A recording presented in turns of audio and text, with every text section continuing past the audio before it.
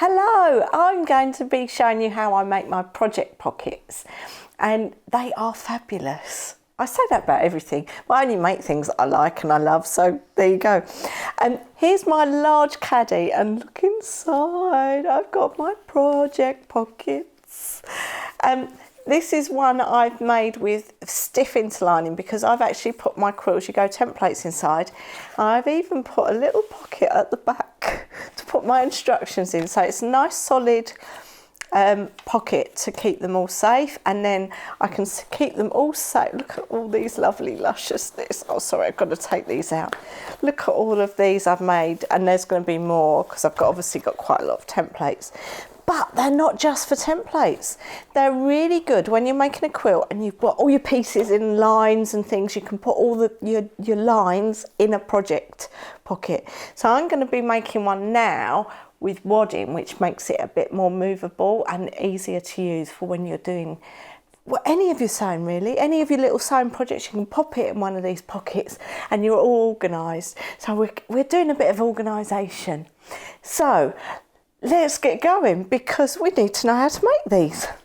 So we've got this plasticky fabric that you're getting in your kit, and you're going to get a zip, well you're going to get 3 zips and some ribbon to coordinate with the zips. So that's what you're getting in the kit, along with all the dimensions and everything and the instructions to do it. But I'm going to show you how to do it. So this fabric is notoriously hard to work with, being plastic.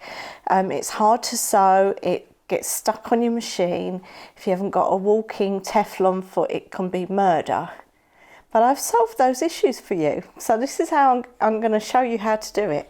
You do need a glue pen of some description though, because that is how I do it. So shall I start? I think that's the best way to start. I've cut my plastic to the right size, and they're in the instructions. And I'm going to take my zip, and with my glue pen, I'm going to glue along this lower edge like that. So I've got a line of glue along there, and then I'm going to take my plastic, and in between the end and the start of the zip, I'm going to place my plastic so it goes nearly up to the teeth. And you really need to press that down, and honestly you should really wait for that to dry. But I'm doing TV, so I haven't got that opportunity. So we're going to try and do it without letting it dry, and I'll keep my fingers crossed and hope for the best. Now that's in place. And now I'm going to take my glue pen again and run it along the plastic, because what I'm doing is sandwiching that plastic between the teeth, between the zip and between the ribbon. So this means that you aren't actually sewing with the plastic on the underside. So I'm going to just squidge that down a bit more because I'm going to take it to the sewing machine and sew it for you. But as you can see, you've got your zip tape on the bottom and your ribbon on the top. So my first stitch is going to be close to the zip teeth, and so I'm going to open my zip a little bit before I take it to my sewing machine. So bear with, let's take this to the side. I've got my zipper foot on my sewing machine, so I'm going to run across that top edge, and you can hear that there's not an issue with sewing that plastic that you would normally get. So I'm just going to put my needle in so I can slide my zip slider along so I can sew to the end.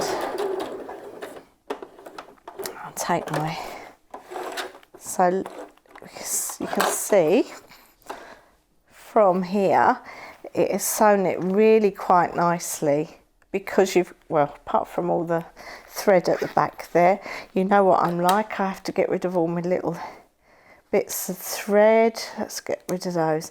Now the next thing I'm going to do is stitch on this lower edge here. So back to the sewing machine, and you'll notice I've turned it that way so that my foot is going on the the ribbon, and I'm hoping there shouldn't be too much of an, well, I know because I've tried it before, it's not too much of an issue on the underneath of the plastic. You just have to be a bit more careful. Don't go as fast, and you should be able to stitch that. Now, with like anything like this plastic, you cannot pin this. So don't try and pin this because you make holes in it. But as you can see, that's done there. Then I'm going to put ribbon on this top edge. So again, with my glue pen, I'm going to run a line of glue. I just find with a glue pen with zips, it's a lot easier to do. It's been my saviour. I used to hate doing zips until I found a glue pen, and now I'm happy as Larry, and even doing it on TV. So there we go. I'm going to run that down the side of that ribbon, put my needle in, slide my zip slider along out of the way, and carry on till the end. Take that out, and there you go. That is your zip in place.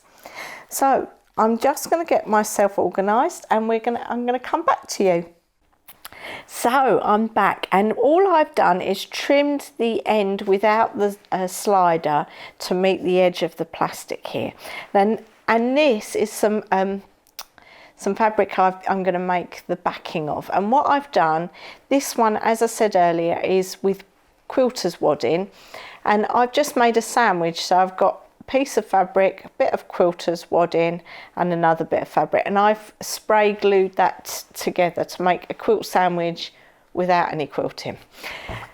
So I'm going to take my plastic with my zip, and I'm going to place it approximately 1/4 of an inch away from the end, and I'm going to line this end up, and I am going to pin this in place, but I'm only pinning the ribbon, and I'm not getting the pins anywhere near the plastic, because if you get a hole in the plastic, that's there forever.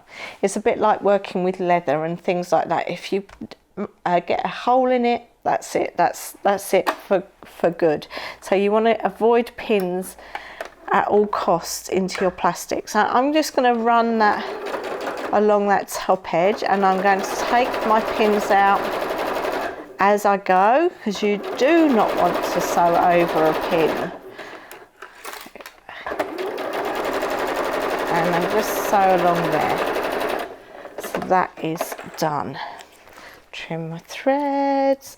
Now it's back with the glue pen, so you need to take your glue pen and you need to take your plastic out of the way, and what we're going to do is glue down the edge of the fabric, right down the edge. Oh, that's off the bottom there.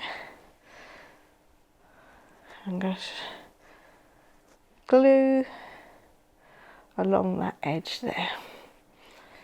Then you're going to flip your plastic back over and press that in place. Now, I would normally leave that to dry, but I haven't got the beauty of that because I've got to do the video. So the next thing we're going to do is bind all the edges. Now I tend for this to use a shop bought binding, and this is 2.5 centimetre, I believe, binding, and it comes like this with 2 folded over edges, and all I've done is folded it in half and pressed it so that I've got the same width on both sides. And what I'm going to do is take that and put one edge underneath the fabric and have, ooh, she says, so that it meets that fold in the binding, and then I'm going to fold the top edge over.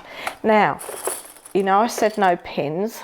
This is where quilting clips come in very handy, because I love quilting clips for bindings anyway, but here it is essential, because you really don't want to be pinning this, because you don't want any holes in this plastic. And then what I'm going to do is stitch along this edge about 1/8 of an inch in, like a top stitching, and that will catch the underside.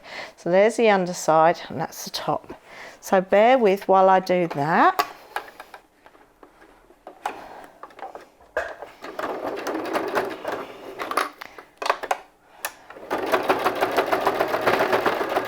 Go steady over your zip.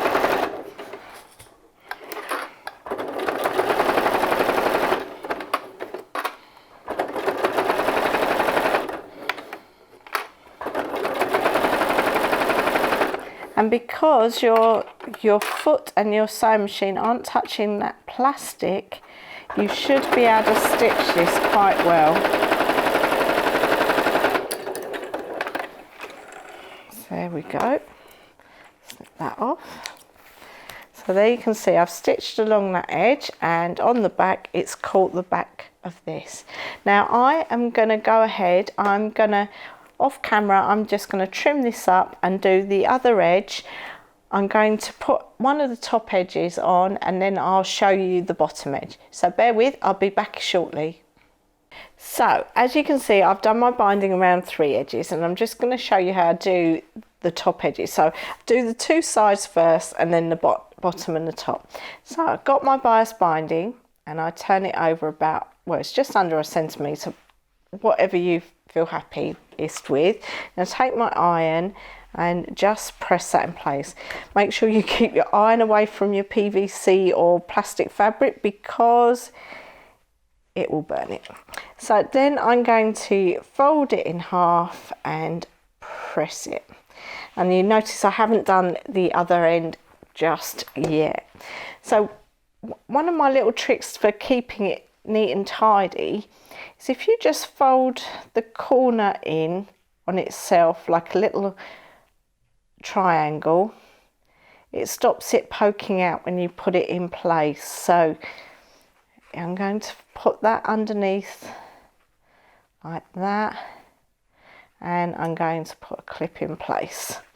So then I'm going to put some clips in as I go along here. But before I get to this end, I'm just going to mark with my fingernail where that end of the pocket is. So when I turn it back, I've got a little crease line, and I can turn it under. Now that is a little bit too much binding, so I'm just going to snip. Oop, can't do it. Just snip a little bit of that off. And then again, I'm just going to turn under the triangles of the ends. It's just keeps it just a little bit neater. You'll see what I mean. And then fold that over. Make sure that's all nice and neat. Clip in the end. Another clip in there. And I'm going to take that to the sewing machine and sew that. So if you could bear with, I'll be back in a second. So I've finished this one. I've done the binding on the top edge, and this is lovely and soft and squidgy. So this is for things, well, this is one of my next projects, so that can go in there. I can see what it is through the front, and it's good to go. So these are some that I've made before, and this is the stiff one. This is for my templates. So I hope you enjoyed that. Great bit of sewing fun. See you soon.